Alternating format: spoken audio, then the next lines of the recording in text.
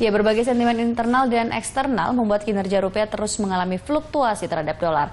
Euforia pelantikan Jokowi JK memang sempat menopang penguatan mata uang Garuda, meski hanya sesaat. Lalu, seberapa kuat fundamental rupiah di tengah sentimen politik domestik dan global, dan bagaimana imbasnya terhadap investasi di pasar uang? Kita akan membahasnya bersama dengan Yohanes Ginting, Head of Education Monex Investindo Futures. Selamat pagi, Pak Yohanes. Pak Yohanes, ini kalau kita lihat bahwa selama ini kan ada dikatakan Jokowi efek, dan selama ini efeknya itu selalu positif terhadap pasar. Betul. Kalau kemarin dari pasca pelantikan sampai dengan hari ini, ada yang mengatakan bahwa Jokowi efek itu sudah mulai memudar, Pak. Ya, jadi sebenarnya kalau kita lihat pergerakan US dollar sendiri kan 4 hari sebenarnya sebelum adanya pertemuan misalnya Jokowi dengan Prabowo, kemudian juga pelantikan dari Jokowi sendiri, dolar sendiri memang sudah mengalami pelemahan. Itu disebabkan ekspektasi dari kenaikan suku bunga yang agak mundur sedikit, agak turun sedikit. Nah, karena data ekonomi Amerika rupanya tidak mendukung ke arah sana. Jadi pasar sendiri tidak lagi terlalu optimis atau tidak seoptimis sebelumnya.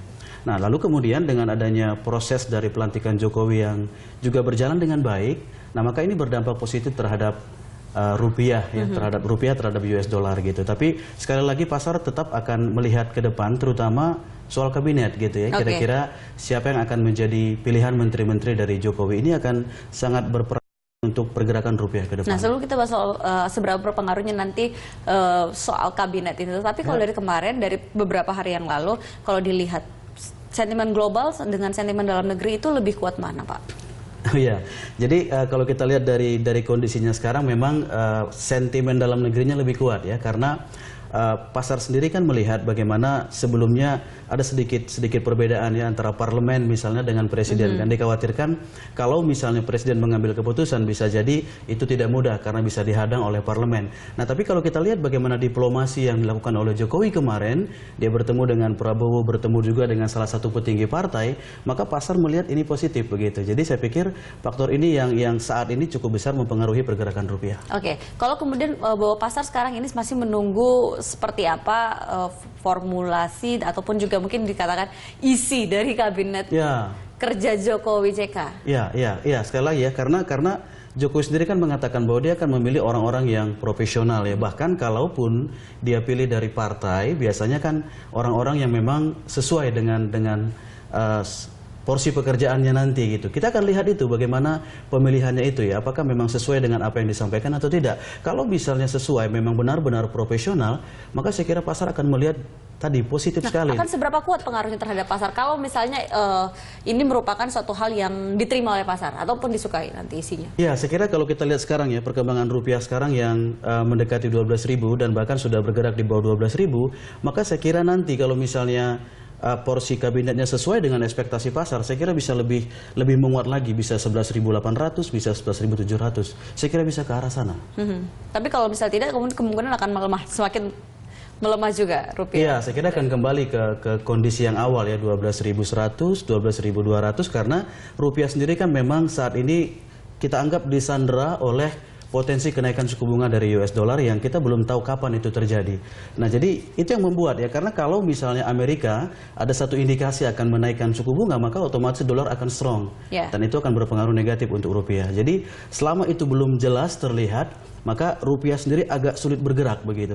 Artinya rupiah dan mata uang lainnya atau hanya ini terpengaruh sama? Ya, termasuk juga mata uang lainnya ya, karena kalau kita lihat tadi ya, saya katakan kalau US dollar menguat karena kenaikan suku bunga, maka otomatis mata uang yang lain juga akan bergerak melemah terhadap US dollar.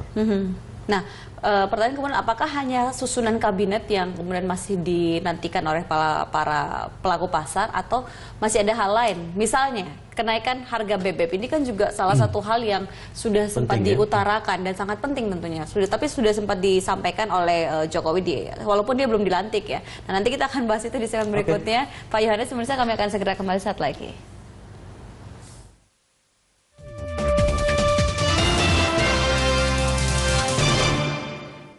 Ya, bisa kami lanjutkan kembali perbincangan kita masih dengan Pak Yohanes di sini. Pak, tadi bagaimana dengan kenaikan harga BBM? Kalau benar akan dinaikkan di bulan November. Jadi November ini sebentar lagi, sudah depan mata, Pak. Ya, sudah dekat ya. Ya, jadi memang kalau BBM naik, nah itu berarti kan otomatis defisit kita akan berkurang ya. Dan sekali lagi, salah satu yang membuat sebenarnya rupiah itu melemah dari waktu ke waktu, mungkin di bulan-bulan sebelumnya itu kan karena defisit kita yang semakin besar. Nah, otomatis dengan kenaikan dari BBM, maka defisit kita akan menurun dan itu berdampak positif.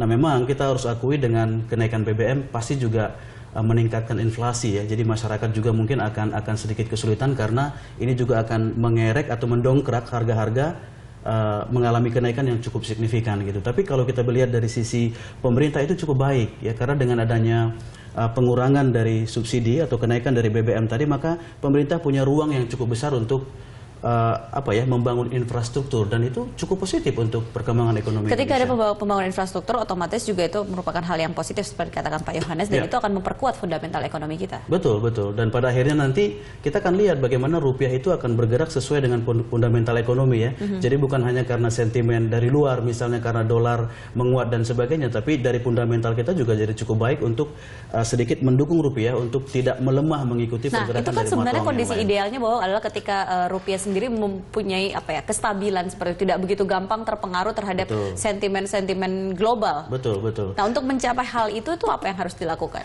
Ya, tentu sekali lagi fundamental ekonomi kita harus kuat kan ya, dan infrastruktur juga harus mendukung hal itu, sehingga investor asing ketika masuk ke Indonesia itu akan bertahan cukup lama. Nah, yang kita lihat sekarang kan berbeda, banyak investor asing masuk, mereka memberi surat-surat membeli ya, jadi mereka beli surat-surat berharga Indonesia itu dalam jangka pendek yang diperjualbelikan. Nah, jadi otomatis kalau mereka untung, mereka keluar begitu, dan otomatis ini kan besar sekali, artinya di-switch ke dalam US dollar sehingga melemah terhadap rupiah. Ini yang sering terjadi, tapi kalau mereka bertahan cukup lama, maka dana mereka itu bisa digunakan untuk investasi, dan itu pasti berdampak positif untuk Indonesia. Menahan mereka untuk cukup lama itu. Betul. Itu tadi bergantung ke fundamental kita kan. Seberapa bagus fundamental kita itu yang akan menjadi acuan dari investor asing, apakah mereka stay lama atau cuma sebentar. Sebenarnya bagaimana, apa kira-kira diharapkan pasar agar fundamental ekonomi ini bisa baik dan menarik? Ya, tentu secara data-data ekonomi yang paling penting kan pertumbuhan ekonomi. Kita harus lihat bagaimana pertumbuhan ekonomi Indonesia sendiri ya, apakah nanti mengalami kenaikan atau penurunan. Meskipun memang sekarang kita harus akui realitanya pertumbuhan ekonomi global itu kan turun. Kalau kita lihat dari laporan IMF sendiri, itu dikatakan ada penurunan yang cukup signifikan ya, dari sebelumnya mereka ekspektasi naik, ternyata melihat realitanya mengalami penurunan. Jadi kita harus akui bahwa pelemahan dari ekonomi global pasti juga berdampak terhadap ekonomi Indonesia. Nah, sekarang kita akan lihat bagaimana kita bertahan dalam situasi itu. Nah, kemudian bagaimana kebijakan-kebijakan ekonomi dari pemerintahan yang baru tadi sehubungan dengan BBM. Kemudian juga bagaimana membangun infrastruktur, termasuk juga bagaimana kebijakan-kebijakan lain yang artinya ada hubungannya dengan kesejahteraan masyarakat. Ini semua akan diperhatikan oleh investor. Oke, kalau kita lihat kembali ke nilai tukar rupiah, diasumsikan dalam APBN 2015 itu kan 12.000. Nah, itu kan akan menjadi hal yang baik untuk ekspor. Tapi satu sisi juga impor kita tentunya akan terbebani dengan nilai tukar seperti itu. Iya, tentu dalam ekonomi kan sebenarnya ada dua sisi ya, ada ekspor, ada impor. Memang dalam satu sisi ekspor kita baik, tapi impornya kan juga jadi tidak baik begitu ya kalau situasinya demikian. Nah, maka tadi pemerintah sendiri akan mengambil satu kebijakan sehubungan dengan nilai tukar rupiah berdasarkan fundamental kita. Kira-kira mereka akan asumsikan berapa yang cocoknya gitu. Jadi memang sekarang kalau kita lihat 12.000 memang cocok untuk menggambarkan fundamental kita, yang harus kita akui juga belum terlalu baik, apalagi kalau kita bicara defisit. Oke, jadi ini terakhir, kalau misalnya mudah-mudahan semua bisa berjalan baik, kabinetnya itu kabinet yang bisa diterima, kabinet yang berisikan orang-orang yang baik, kompeten, ya. Kemudian juga kenaikan harga BBM, kira-kira ini rupiah ada kemungkinan untuk menguat di level berapa? Ya, memang harus diakuin ya, agak sulit sekarang untuk kita mengharapkan rupiah itu mengalami satu penguatan yang besar sekali ya.